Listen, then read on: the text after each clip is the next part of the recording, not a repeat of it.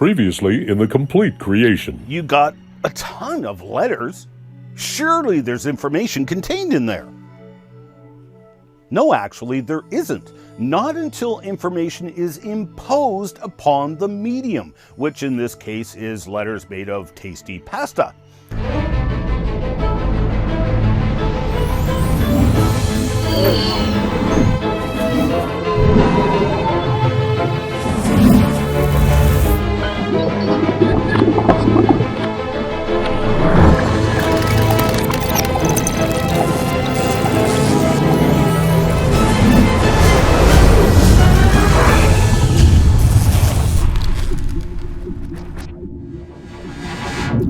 Hello once again, thank you for joining me in this second last lecture. In the last lecture, we looked at the information needed for life encoded in our DNA. Organisms are built from the plans or information conveyed by the DNA. So of course, if you change the plans, you change how the organism is built. We saw how that information, the plans, are in fact deteriorating over time. If the plans become more and more corrupt, then you introduce genetic disease and disorder into the organism. The organism becomes sicker over time. A lot of people, obviously alarmed by this rapid deterioration of our human DNA, asked how much time we have before we die from this loss of information. Well, let me look at the time here. Yeah, we got at least a couple weeks left. I'm kidding, just kidding. I don't know how much time we have left. The point being, though, is that our genetic information is deteriorating over time and fast. It is not causing evolution, but rather extinction. Some were also asking where I got my numbers of 100 mutations per generation. So let me respond to that very quickly. That was actually a conservative number that I used for the sake of maths and argumentation. The real number appears to be higher, probably around 120 per generation. And it was multiple researchers who brought up similar numbers, including Kondrashov. Sanford referenced multiple sources in his book. The point being, though, that life forms are built upon these plans contained within the genetic code, your DNA. If the plans change, then obviously how the organism is built also changes. It then follows that these changes are a requirement for evolution. After all, that's how you would change organisms into other organisms over time. To bring this point home, let us examine a story we're all familiar with. The princess finds a frog, kisses the frog, and the frog turns into Prince. Now, this is considered a fairy tale. This is not to be condescending, but it is intended to be blunt. This is the theory of evolution in a nutshell. You have amphibians turning into university professors, and the magic is replaced with hundreds of millions of years of genetic changes. It's still magic because those alleged genetic changes have never been observed and are still not being observed in any scale today. In fact, the genetic changes that are being observed are the exact opposite direction to that required by the evolution myth. But the point being, that is a lot of change. My good friend John Mackay from Australia makes a very significant point he brings up in his debates with evolutionists. He simply asks the very important question: if creation were true, what would the evidence be? Now, seeing as how creation is founded in the scriptures, let's go there to see if we can find any clues.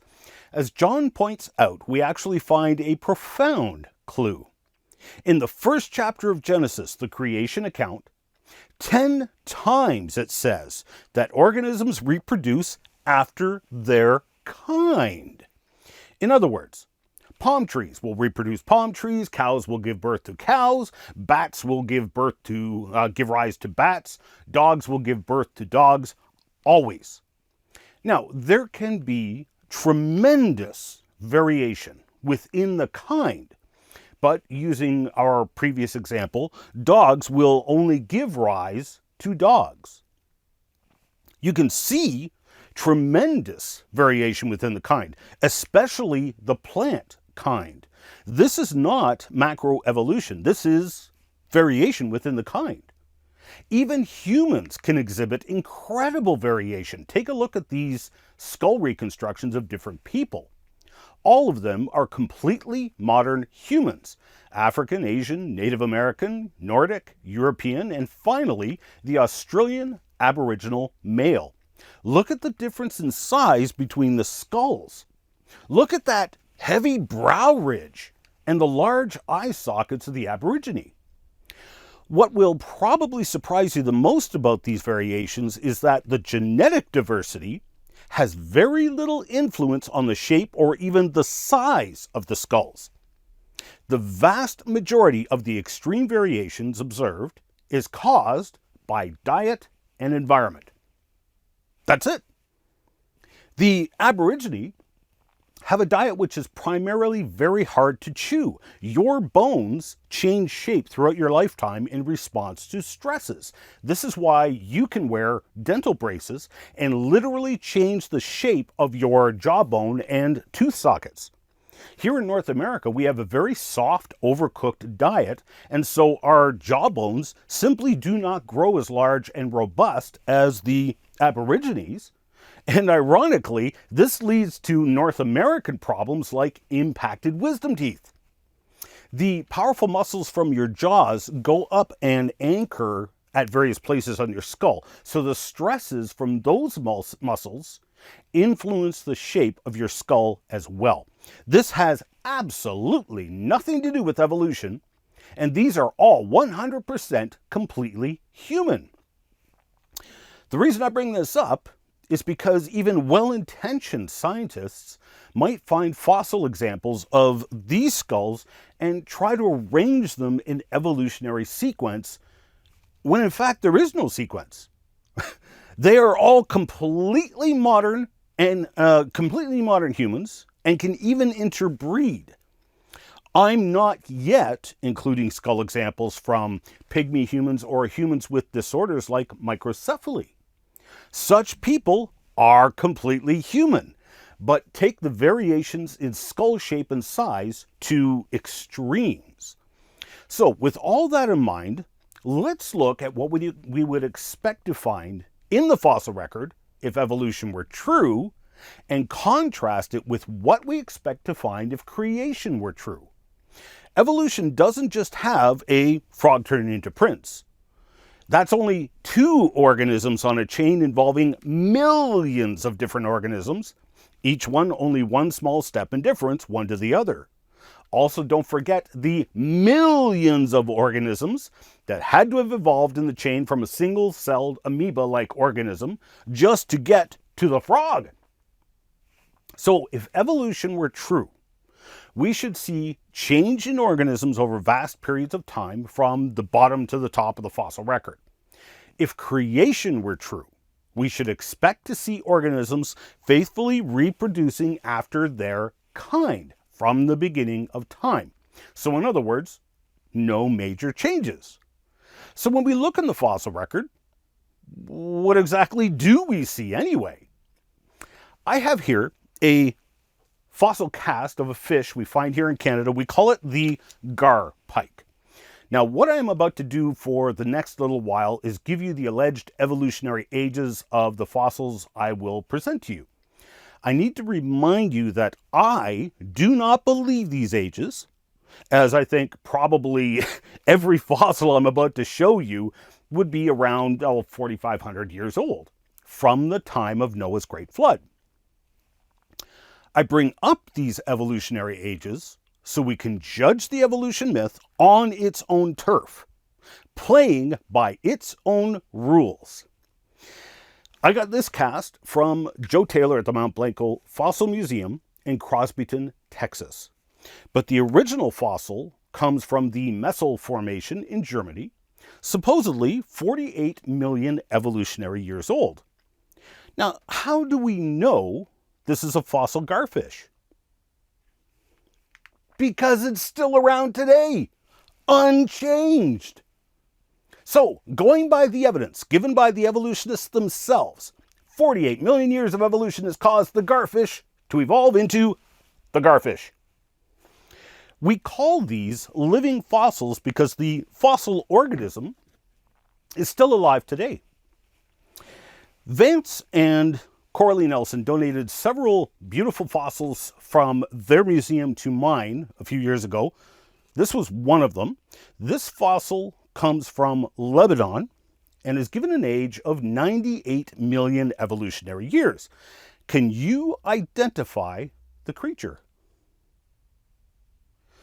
That's right, a shrimp. How do we know it's a shrimp? Because you can go down to the all-you-can-eat Chinese buffet and see that they look exactly the same today as they do in the fossil record. 98 million years of evolution has caused the shrimp to evolve into spicy Kung Pao shrimp. Tasty, spicy Kung Pao shrimp.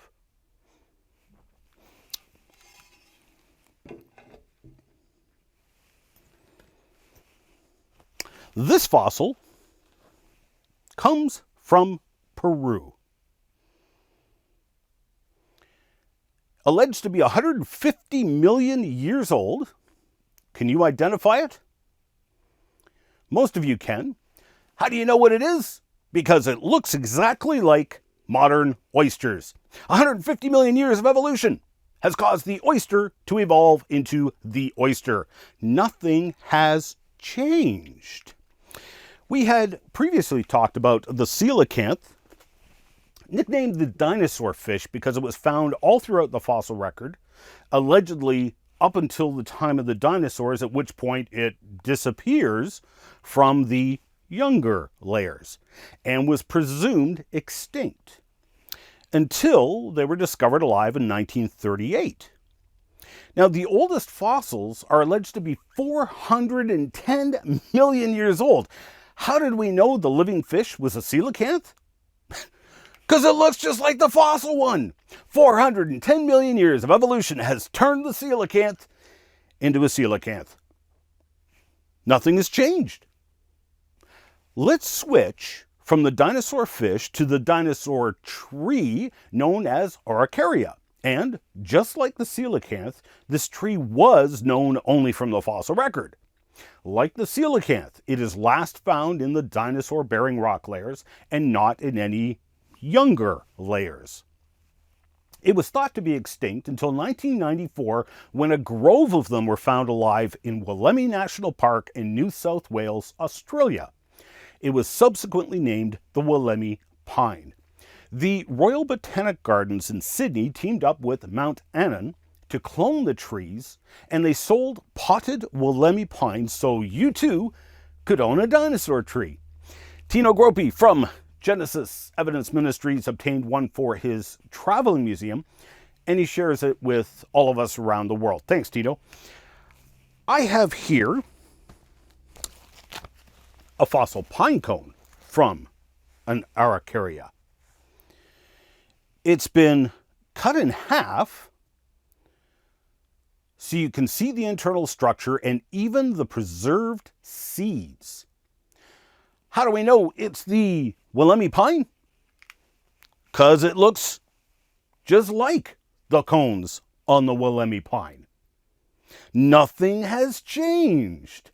Speaking of dinosaur trees, next time you're in Alberta, Canada, make sure you stop in at the Royal Tyrrell Museum.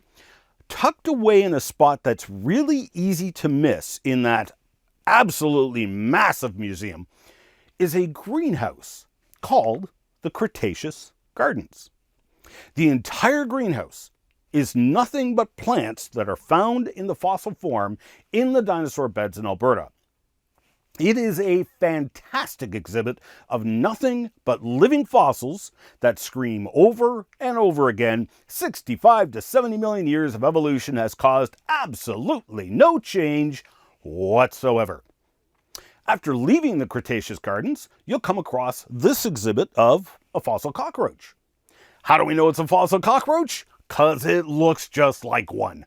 They even tell you, according to their numbers, 350 million years of evolution has caused the cockroach to evolve into the cockroach.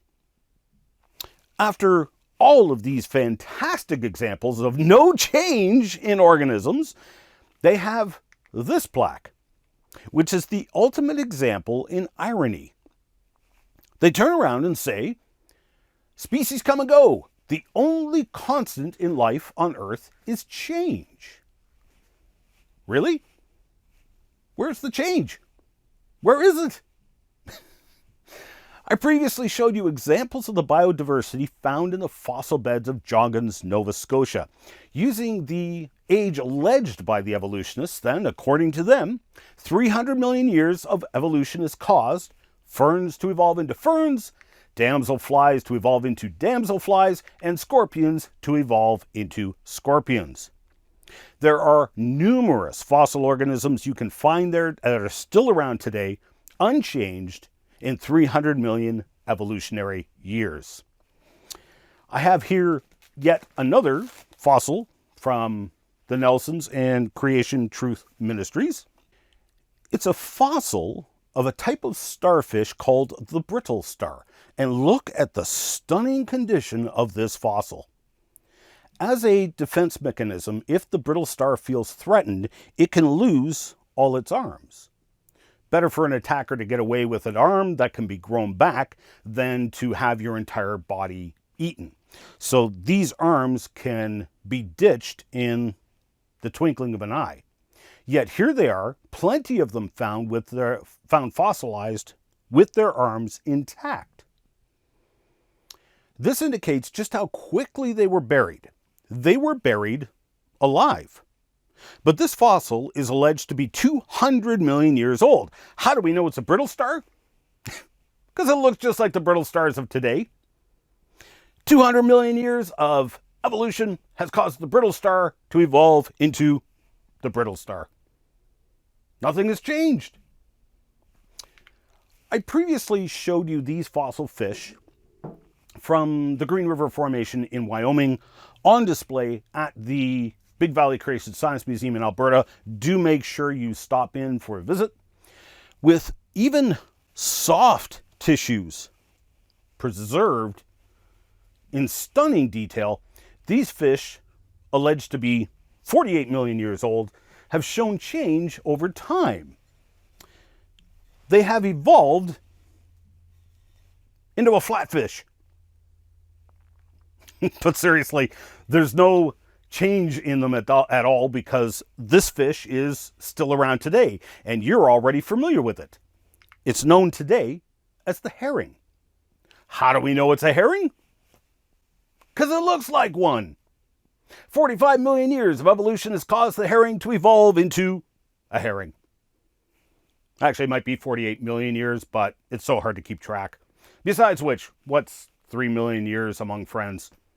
But it's not just fish found in the Green River Formation. We find plants as well. Here's another original fossil on display at the Big Valley Creation Science Museum.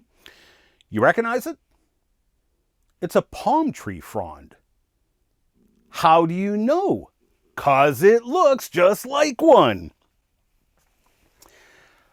We also find other plants like this one.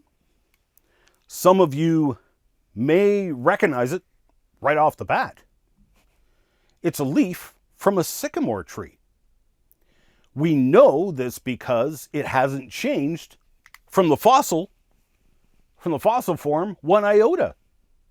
As a matter of fact, all of the following Green River Formation fossils show that, according to the evolutionist data, 48 million years of evolution has caused the alligator gar to evolve into the alligator gar, ray fish into ray fish, alligators into alligators, snakes into snakes, damselflies into damselflies, birds into birds, bats into bats, and they are all recognizable because they are still around today, unchanged in 48 million years. And lest this point be missed, this dramatic, yet completely fictitious, evolutionary change presented in textbooks is alleged to have taken place over a measly 4 million years. That's a lot of change in a short amount of time. I have here another fossil. I want to see if you can identify it. This one might be tricky.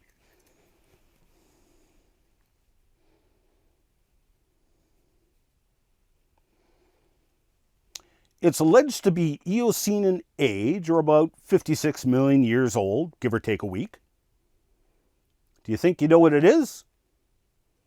It's a fossil crab. But how do you know? It's because they're still around today.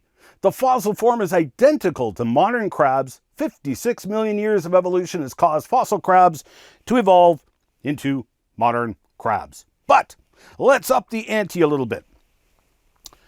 There's a couple of places that hold fossils alleged to be some of the oldest on planet Earth, according to evolutionism, called the Ediacaran. One fossil bed is in Australia, and there's a second one here in Canada at Mistaken Point in Newfoundland. Mistaken Point is peppered with these strange fossils, hundreds of them. Now a World Heritage Site, the fossil bed is claimed by evolutionists to be 565 million years old. Positively dated because there was a thin layer of volcanic ash on top of the fossil layer. This meant direct contact of volcanics, which could be radiometrically dated. We already had that lengthy discussion, but I'm going to go with their data for the sake of argument. Vance Nelson from Creation Truth Ministries in Alberta has actually gotten post-secondary education on marine biology. You know, he clearly knows way more about this than I do. And it was he who pointed out that these critters are still around today. Unchanged, we call them sea pens. Sea pens are like corals. It's a colonial organism. So there's actually hundreds of little organisms living in a colony to make this shape with the branches, the quill of the pen, and what they called the holdfast, which is the anchor for the whole colony. Now, the reason the sea pen interpretation was initially rejected from Mistaken Point was because, according to the evolutionary timeline, sea pens had not yet evolved 565 million years ago. Yet, here they are, preserved in fossil form, complete with the holdfast. Ridiculously small variations in the fossil form were presented as evidence that these fossils were not sea pens. But the sea pen is a colonial organism. The variations you can get are extreme. Over and over again, throughout the history of evolutionary paleontology, we see suppression or outright rejection of fossil identifications as their obviously modern extant counterpart, because the paleontologists' evolutionary faith blinds them. According to evolutionary dogma, this organism had not yet appeared at the time the rock was formed. Therefore, this fossil cannot be the modern form we see today, when it is obvious that the fossil most certainly is the same modern organism. We will see this strange misinterpretation of fossils come up over and over again in the next and final lecture dealing with the alleged line of human descent. For the moment, 565 million evolutionary years has caused the sea pen to evolve into the sea pen, a very complex colonial organism. But let's up the ante just a little bit more. I have a fossil here of another complex colonial organism. Cyanobacteria, which glue together sand from the ocean bed into these layered structures. This fossil comes from Strully Pool in Australia and is claimed by the evolutionary community to be 3.4 billion years old. That's billion with a capital B. It's called a stromatolite. But how do we know what it is? Because they're still around today, being made all over the world. This is a modern one from Marion Bay, Australia. 3.4 billion years of evolution has caused cyanobacteria to evolve into cyanobacteria. Nothing has changed. This lack of change in organisms over time is called stasis. And what we see in the fossil record is two things: stasis and extinction. Neither of these help evolution. Stasis is a record of organisms faithfully reproducing after their kind, and extinction is a loss of genetic information and diversity. This is what we see in the fossil record, not change over time. This is completely in line with the Genesis account of creation and completely refutes evolutionism, even when you play by their rules. Evolutionism, Darwinism, is as dead as the fossils I have shown you here today. I'm out of time. I hope you'll join me for the next lecture, where we reveal some significant breaking research that has not yet been published as we examine the alleged ascent of man.